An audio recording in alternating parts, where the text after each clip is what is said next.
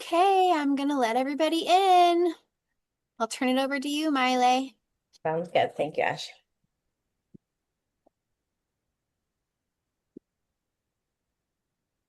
All right. Aloha and welcome, friends and farmers and community members. As always, we're so happy to see you here tonight for another top webinar. Before we get started, go ahead and drop a 1 in the chat if you're new to HFU or this is your first webinar, and put a 2 if you joined us before. We'll let those go ahead and trickle in. Awesome.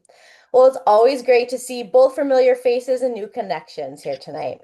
So for those of you that are new to this community, Hawaii Farmers Union works to strengthen and support local agriculture here in Hawaii through education, technical assistance, advocacy, and community connections.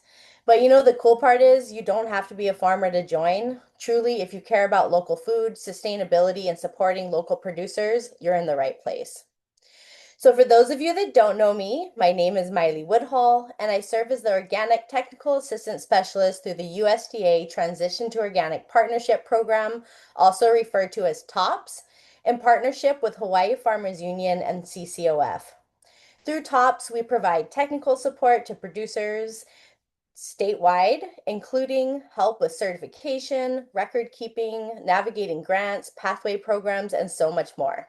So I'll go ahead and just drop my contact information in the chat if any of you are interested in learning more.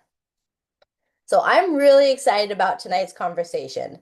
Whether you're new to farming or simply just interested in how to access farmland here, I think this is going to be an awesome and valuable discussion. So a couple quick housekeeping notes before we get started. We're about to dive into our wonderful presentation. At the end, we'll do a Q&A session. If you have any burning questions, you can drop them in the chat, but if you can just wait till the end, and then we'll cover all of those. Also, if you have any TOPP related questions or want to learn more about certification, please don't hesitate to ask those as well. So tonight, we're really lucky to be joined by Kyle, who is an ag business consultant with GoFarm Hawai'i. He's been in the ag industry for over 15 years and has worked with land access, production planning, business strategy, and so much more. So we're really excited for this conversation. Kyle, welcome, and thank you for being here. The floor is yours. All right, thanks. Thank you for having me. Give me a minute here to get set up.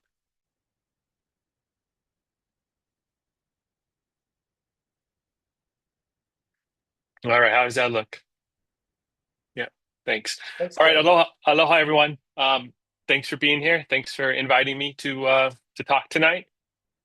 My name is Kyle Barber, so I'm an ag business consultant with GoFarm Hawai'i. Today we're going to talk about something that doesn't always get talked about enough in agriculture, and that's what happens to your farm in the future. Right? Whether that's passing it on to family, stepping back, or finding someone new to take over. This is something every farm will eventually face. And I want to say this, this talk is really for everyone. If you're farming now, this is about your future. And if you're not farming yet, this is about how opportunities open up. Just a real quick overview of GoFarm Hawai'i. We're part of the University of Hawaii College of Tropical Agriculture and Human Resilience. We're an extension program. So we operate throughout the state. We focus on two primary objectives: training beginning farmers through hands-on experiences at one of our 4 learning farms, and supporting both new and established farms in managing their business operations. So we do this through providing consulting to commercial farms. We have a pretty diverse team, and our support, is pretty wide ranging, including things like financial planning, market strategies, land access, and land access is directly related to what we're talking about tonight. As succession and land transition are key factors that make farmland available. Just a real quick shout out to our sponsors and collaborators. GoFarm is quite heavily grant funded, and we rely on generous donations and funding from multiple sponsors. And in fact, our recent succession work is funded by the American Farmland Trust. Do you want to take a quick moment here before we get started to kind of ground us in place? In Hawaii, land is not just an asset. It's something that feeds us, connects us, and carries a lot of history. Native Hawaiians were the original stewards of this land, and today's system of land ownership reflects a complex history, one that includes deep cultural connection and also loss. So at GoFarm, we try to approach this kind of work with humility and responsibility. Because when we talk about succession, we're not just talking about business. We're talking about stewardship, access, and the future of agriculture here in Hawaii. So what is farm succession? At its core, it's the process of transferring management, ownership, and assets to the next generation or to a new operator. Sounds simple, but it rarely is. So let's look at some of the challenges. Difficult conversations, uncertainty, legal and financial complexity. And I want to highlight that first one, difficult conversations. This is actually the one I encourage people to tackle first, because it's free, right? There's no lawyers needed, no accountants needed. We're just talking.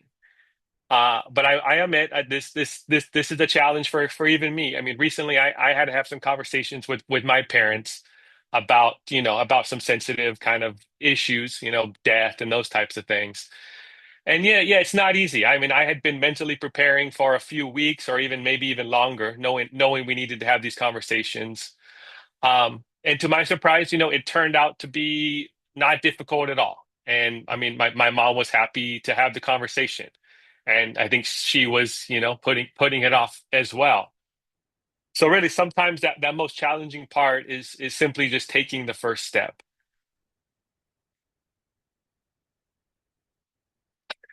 Succession planning is not going to be a one-time decision. It's going to be a process. It's going to evolve, and it touches a lot of areas, right? So land, the business, finances, legal, people.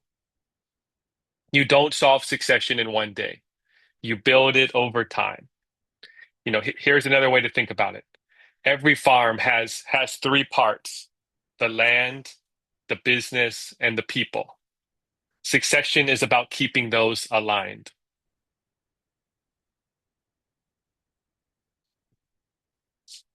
So, assessing as you start to think about succession, I'm going to go through a couple, like that's the first three steps. Step one, assessing your family and financial situation. And this step is really the foundation for everything that follows. When we talk about assessing your situation, we're looking at three main areas: your financial situation, potential successors, and family goals and expectations. So first, your financial situation. This is about understanding the reality of both the farm and your personal needs. Questions like, what is the farm actually generating? What are the debts? What are your retirement needs? And one of the most important questions here is, can this farm support another generation? Sometimes the answer is yes, and sometimes the answer is not yet. And that's okay, but it shapes what's possible moving forward. Next, potential successors. Most people immediately think of family, but it's helpful to broaden that. A successor could be a family member, a relative, a longtime employee, or even someone outside the family. And the real questions here to think about are who is interested, who has the skills or could develop the skills, and who is willing to take on the responsibility. And finally, the third piece, those family goals and expectations. This is where things can get a bit more complex, right? Because different people may want different things. Some may want to farm, some may want to sell, some may want to hold onto the land. So it's important to ask what does everyone want for the future of the land? Is keeping the land in agriculture a shared goal?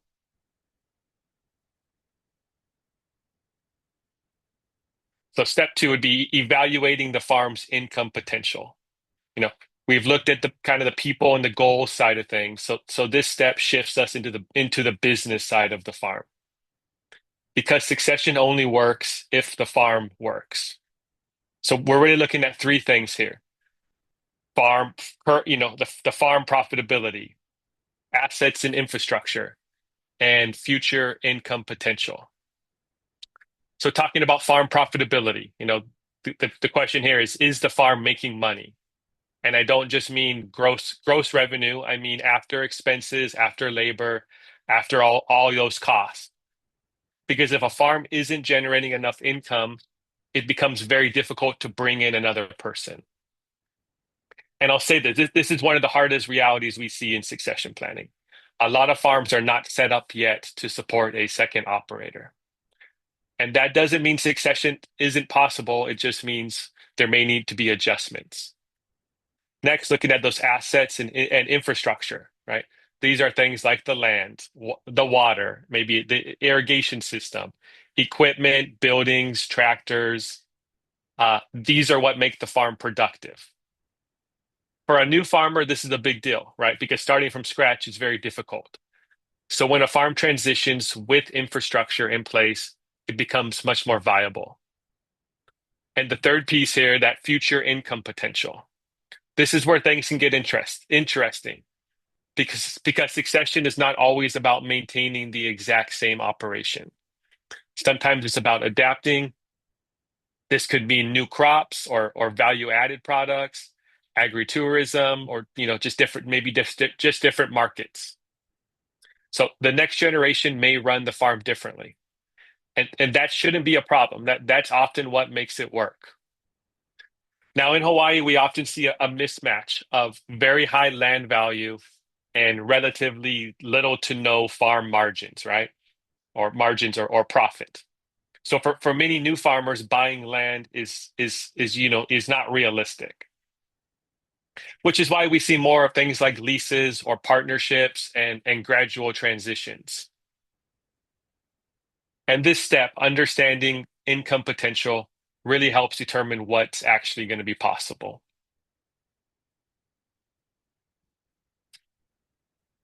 So step three would be identifying tools for transition. And this is one of the most important concepts in succession planning. And if you take away just one thing today, this might be it. When we talk about transitioning a farm, we're really talking about three different things: ownership, management, and income. So first, ownership. This is who actually owns the land or the equipment or the business assets. And this is what people usually think of when they hear succession. But it's only one piece. Management transfer, right? So this is who is making decisions, who is running the day-to-day operations, who is deciding what to plant, how to manage labor, and manage the business. And this transfer can happen much earlier than ownership. And finally, income transfer. Who is receiving the income from the farm? Is it the current owner? Is it shared? It might be gradually shifting. And this one's often a little bit overlooked, but it's critical. And finding that right solution is going to require a lot of conversations and planning. So again, these three things do not have to transfer at the same time.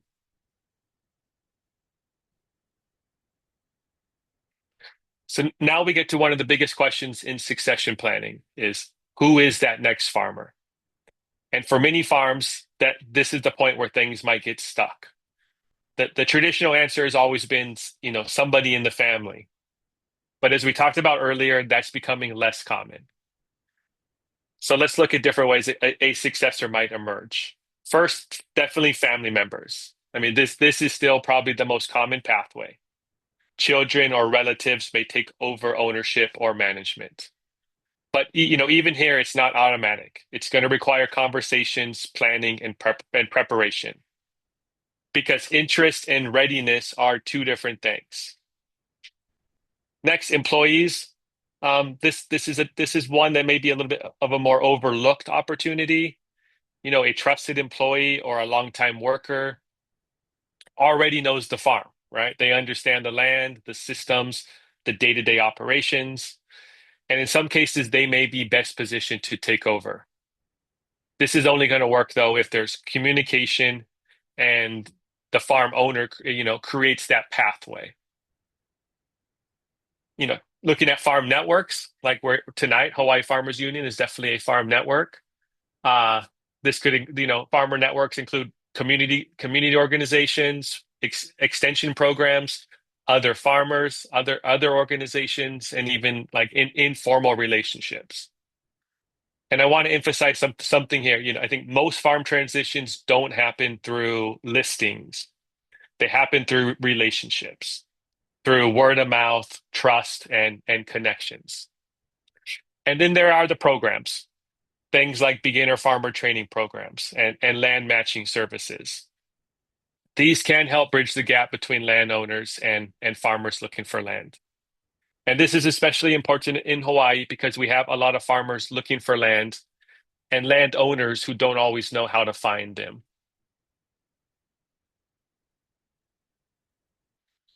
So coming back to family transitions, again, this is probably still the most common pathway, but I do want to say this first. Family succession is not just going to be a business decision. It's also a family decision. And those two things may not always perfectly align. So 4 key areas to think about here. First, successor interest and skills, right? Not everyone in the family wants to farm. And even if they do, they might not be ready to take over. So it's important to ask who is genuinely interested and how do we prepare them to take over? So this might mean bringing them into decisions early, giving them responsibility gradually, or creating space for them to learn, right? Maybe sending them to the University of Hawaii, something like that. Because running a farm, especially a farm business, takes time to develop. Second, fairness among heirs. This is one of the more sensitive parts of the process because not everyone in the family may be involved in the farm. So you might have a situation where one person is farming and another isn't. And the question becomes, how do we divide things in a way that feels fair? So equal is not always fair, and fairness doesn't always mean splitting everything evenly. It may mean structuring things differently based on roles and contributions. Third, that retirement needs. For many farmers, right, the farm is their main asset. So succession isn't just about passing something on, it's about how the current generation continues to support themselves. So, questions here would be like, how does the farmer step back but still have some financial stability? So, this could be in the form of lease income, gradual buyouts, or sometimes, the older farmer still keeps kind of one leg in the business, right? Keep some involvement in the business. And finally, that communication and expectations. This is often where things either come together or fall apart. Because again, different people in the family may have different visions of the future. Some may want to expand the farm, some may want to keep things the same, or some may even want to sell the farm. So it's important to think about, what does everyone want, and are those expectations being clearly communicated? And I want to add one thing that's especially relevant for us in Hawaii. Land is not just financial. Like I said at the beginning, it's cultural and it's generational. So these decisions often carry more weight, and that makes communication, even that much more important.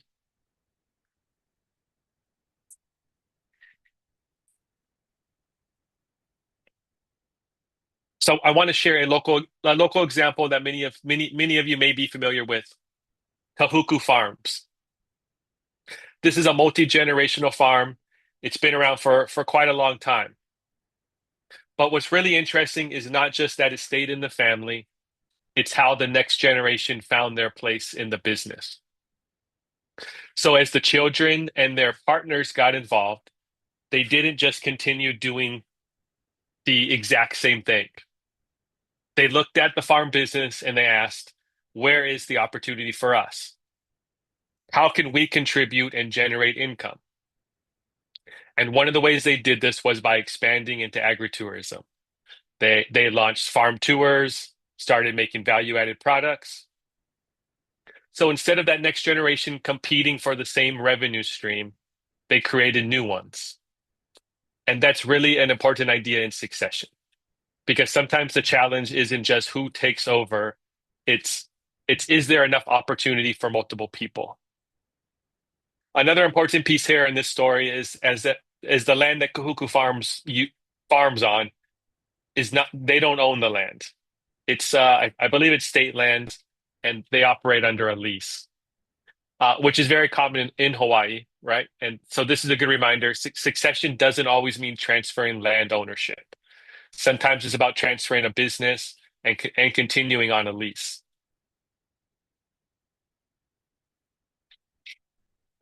Okay, moving to non-family farm transitions, which I think are becoming more common. Many farmers are nearing retirement, and at the same time, many new farmers are trying to get started. So the question becomes, if the next farmer is not a family member, how does that transition actually happen? Before going through these pathways, I want to point something out. Again, not all farm transitions involve selling the land. In many cases, the land stays with the landowner, and what is actually transferred is the farm business and a lease. A new farmer may be taking over the operation, the infrastructure, the customer base, the markets, the day-to-day management, but not purchasing the land itself. A long-term lease is one of the most common transition pathways. In this case, the landowner keeps ownership of the land, and the farmer operates under a lease that provides enough stability to invest in the farm. Sometimes this is paired with a business transfer, and sometimes the new farmer is starting a new operation on leased land. A lease to own arrangement allows a farmer to start by leasing and then purchase later. In some cases, that may mean eventually purchasing the land, or in other cases, it may mean purchasing the business first and addressing the land access separately. It can be a useful bridge when land costs are too high. A sell to a new farmer is the most straightforward pathway in theory, because both the land and the business transfer to the incoming farmer. But in Hawaii, this is often, one of the more difficult pathways because of the high land cost and the financing needed to make this kind of purchase possible. Management transfer is another important pathway. In this case, the new farmer gradually takes over operations while the ownership of the land stays with the landowner. This can allow for mentoring, knowledge transfer, and kind of a smoother handoff over time. Finally, partnerships are another option. In a partnership, the landowner and the incoming farmer may share resources, risk, and returns. One side may bring the land or the infrastructure, while the other brings labor or in management and business development. But these arrangements can take different forms, but they can create a way forward when neither party could do it alone. So again, the takeaway here is there's more than one way to transition a farm. And just as importantly, succession does not require land ownership to change hands.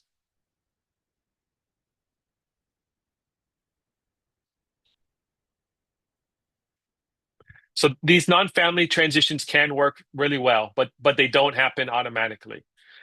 There's a few key things that tend to determine whether these arrangements succeed or struggle. So let's talk about some of these. First, trust and communication. At the core of any non-family transition is a relationship.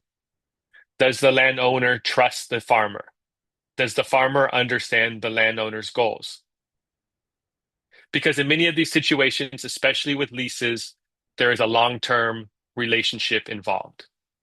And without that foundation, it becomes very difficult to make things work over time. Second, clear agreements. This is where things move from informal to structured. Is there a written lease? Are expectations clearly defined? Who is responsible for what? Clear agreements help prevent misunderstandings. And in a lot of cases, when transitions fail, it's not because of bad intentions, it's because expectations weren't clearly defined from the beginning. Financial viability, right? This is a big one. Can the farm actually generate enough income? Can it support both the farmer and the landowner's needs? Because even with a great relationship and a good agreement, if the numbers don't work, the transition won't be sustainable. So, this connects directly back to what we talked about earlier, understanding the business side of the farm. And that fourth, that long-term security. This is especially important for the incoming farmer. How long is the lease? Is there stability over time?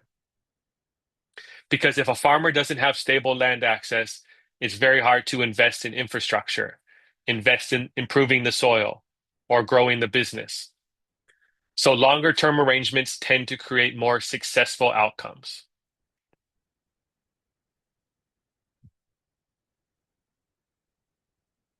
Okay. Ano Farms is a real example of a non-farm family farm transition.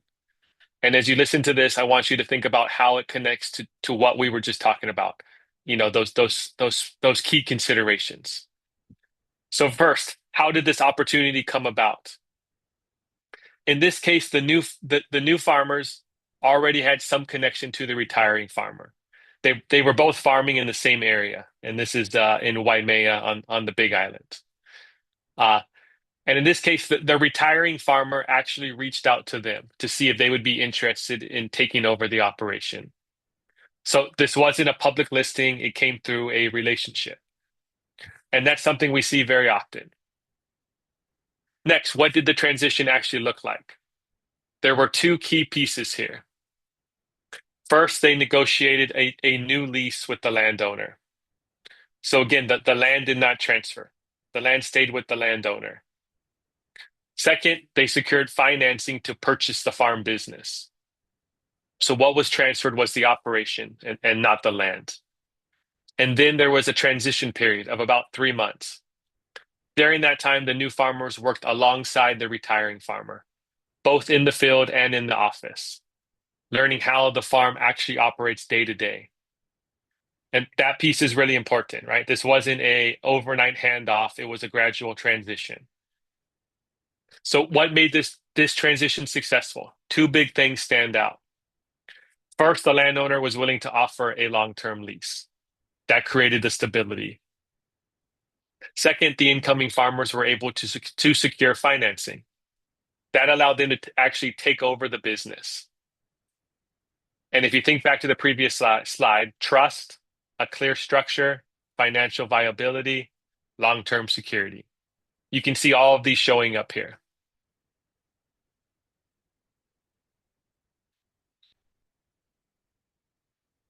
So building off that last example, one of the biggest challenges is how do you actually connect the right farmer with the right opportunity? And this is where our land matching, this is where land matching comes in. So at GoFarm, we've been running a land matching program that connects landowners who have land available with farmers who are looking for land. It's a confidential process, and we work with both sides to help identify potential fits. And I mean, I'll give you a couple quick numbers to kind of give you a sense of what we're seeing. We definitely see more land seekers, farmers looking for land than landowners, and I think we expected that, and it's close to about a 5-to-1 ratio right now. So for every one land opportunity, there are multiple farmers looking for land, and we have had some successes. We're in our second year now, and we've had around 10 matches that have resulted in an actual lease. So while it's not easy, it's possible. And finally, we help support the process kind of throughout the process.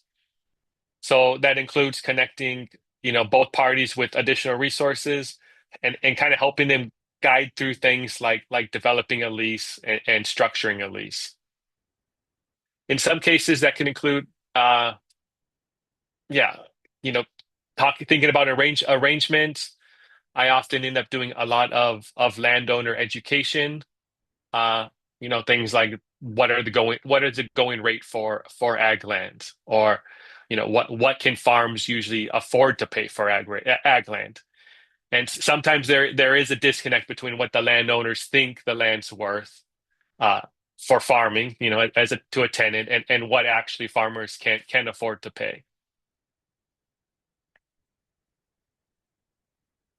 So as we wrap up, I want to bring this back to a simple question: where do you start? Because we've covered a lot, different pathways, tools, examples, and programs. Uh, so start simple. The most important thing is you don't need a full plan today. You just need to start. That might look like having a conversation with family, thinking about your goals for the land, and reaching out to explore other options. If there are a few things to remember from today, it would be these. Succession is a process, not a one-time decision. There are multiple pathways. It's not just passing land to family. And in Hawaii, many transitions happen through leases, business transfers, and gradual transitions. For farmers, especially new farmers, for those of you looking for land, opportunities do exist, but they often come through relationships, timing, and being prepared when the opportunity does come. And for landowners, you have options as well. You don't have to sell for development or make a decision all at once. There are ways to keep the land in agriculture and transition it over time. And I'll leave you with this. The earlier you start thinking about this, the more options you'll have. Because once decisions become urgent, options really tend to narrow. So if you're interested in exploring land access, start thinking about succession planning. Feel free to reach out to us at GoFarm. We want to be here as a resource for succession planning.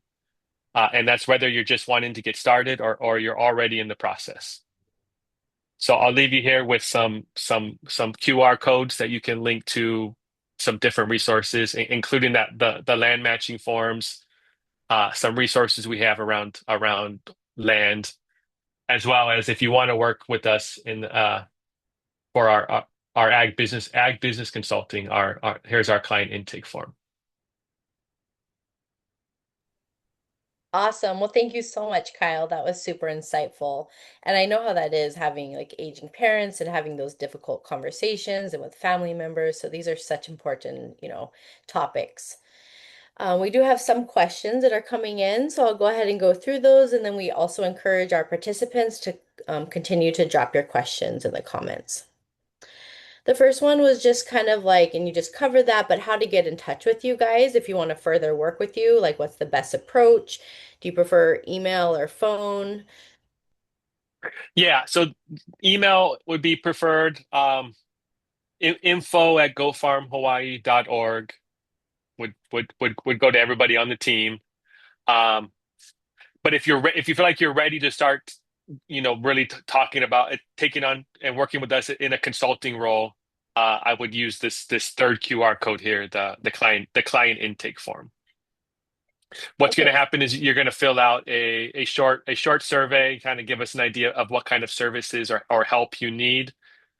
Once you submit that, you'll get an email back with a link to one of our consultants' calendars where you'll book an initial video meeting.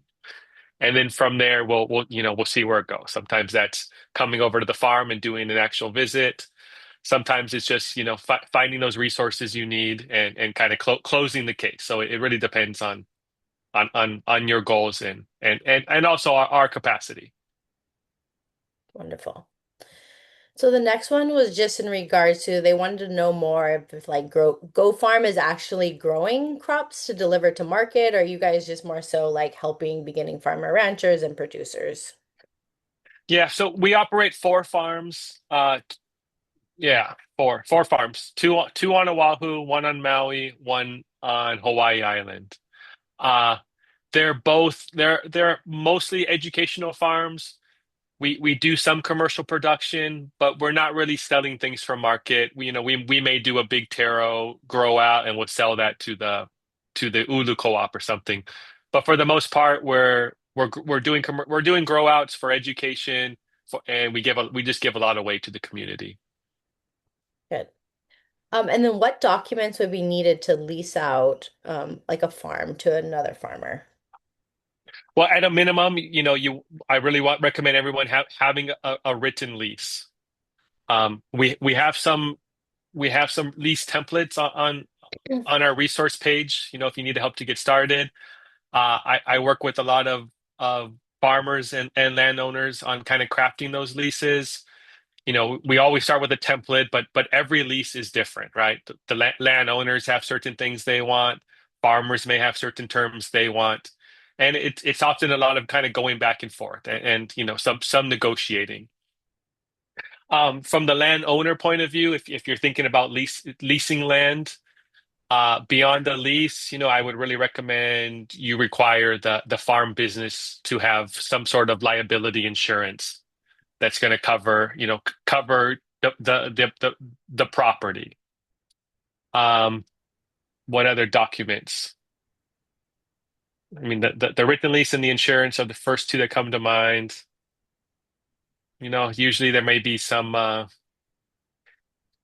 Often the landowner may require other things like soil conservation plan or certifications. I don't know. We do see some cases where they want an organic farm on the property, so maybe maintaining certifications. But I think that the written lease is by far the biggest one. Great. I'll just add too, it's important to review those lease terms and just make sure the leaseor is like receptive to that and it's not going to change, obviously, like their like fee schedule or what that may look like. So also just in negotiation, reviewing those terms. Continuing on for the questions, one here is just can landowners submit properties that are not yet ready to farm but have agriculture potential? What acreage range do farmers usually seek through GoFarm? Yeah, good question. I would say that most of the land that's coming on into the land matching, it's it's not a farm business transition. We've had a few of those, but it's mostly more like raw land or land that's been fallowed for a while, uh, that is kind of not being used. As far as acreages, we see everything from under an acre to hundreds of acres people have put on the land matching. Good. And then the next question was just if this webinar is recorded. So just a reminder that all of our webinars are recorded and that you can access those through YouTube. So if you missed any of the past top, events, please go ahead and go back and view those and share them with your friends. And we, encourage likes and comments and always appreciate that. So just continuing on to the question here. So what legal and financial considerations should both parties prioritize when structuring non-family farm succession on long-term lease agreements in Hawaii? I'm sorry, repeat that one more time. Mm-hmm. I was reading some other comments here. Go ahead. Sure. Yeah. This one's from Ashley. What legal or financial considerations should both parties prioritize when structuring non-family successions or long-term lease agreements? You kind of did speak a little bit to that, but maybe you can talk a little bit more about like the structure if it is a non-family, maybe passing it on to, you talked about staff members or other, beginning farmer ranchers about what that would look like for legal and financial consideration. Yeah, so different ways on the non-family farm transition. If it's going to be a business sale, if you're going to be selling the business to somebody else, yeah, there needs to be some legal agreements. A lot of these non-family farm transitions are going to require they're going to require legal professionals, right? Uh, potentially tax attorneys, estate planning attorneys, and definitely business attorneys to kind of craft up some of those agreements.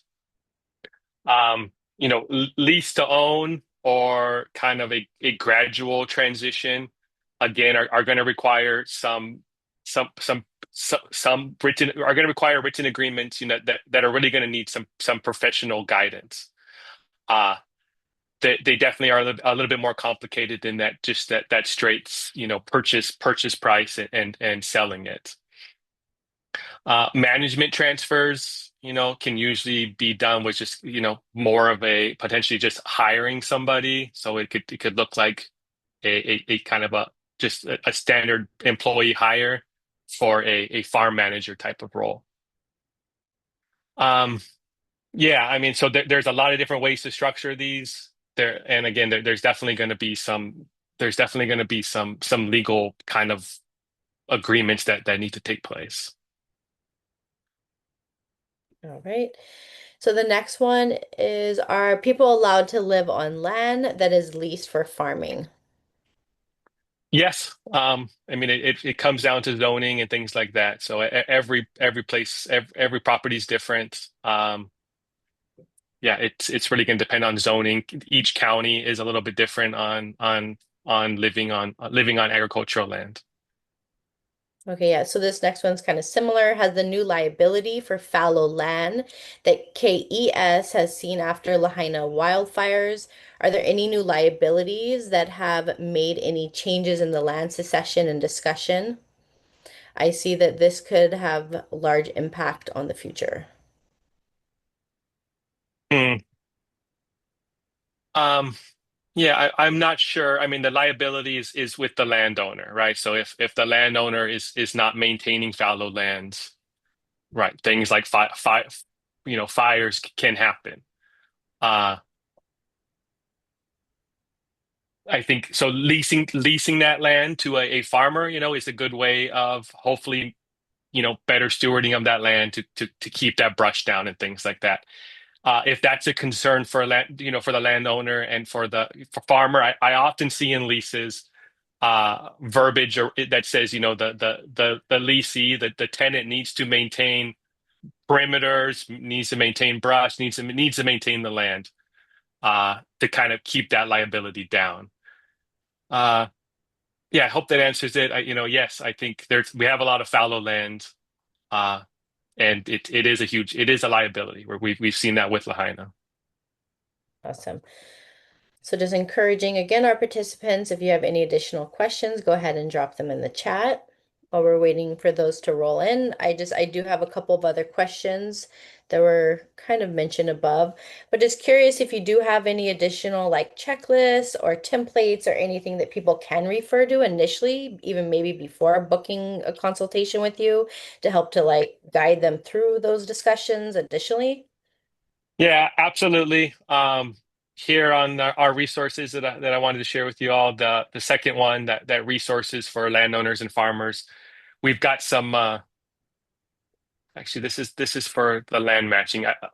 Maybe it's not on here, but on our website we have some resources around land succession, and there's a few that are some really good ones of the kind of where you start, things to think about. There was a workbook that was developed by CTAR.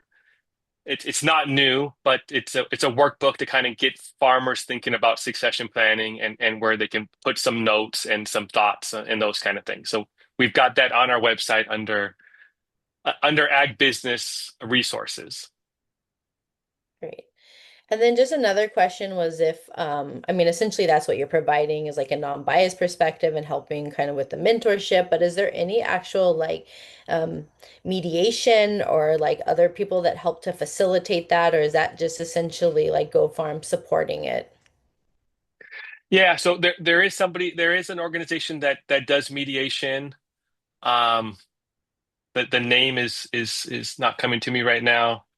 Hawaii Ag Mediation. I don't know. But when there is conflict, when conflicts do arise, yeah, I think having a professional mediator is really a good way to hopefully solve some of those conflicts. Uh, I believe they can do that for free for little cost.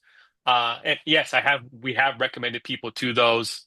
I see, farmers who, when a lease expires, the landowner, wants to really drastically increase rental rates. So, for those kind of conflicts, we definitely have recommended folks to that ag mediation. All right. And then you also were talking about how some, families come in with their partners and they also have new ideas. Sometimes those conversations obviously can be so difficult, especially if like an operation has been farming a certain way for decades. I don't know. Do you have any pointers or suggestions around that? Just as far as like bringing in again outside, like bringing in family members, and how better to support like bringing them in within your organization to help to grow in a new direction. Yeah, I think every farm's a little different. I mean, I know I know many farms who have sent their children to UH to CTAR to get degrees. They then to come back and work on the farm and start taking over different roles.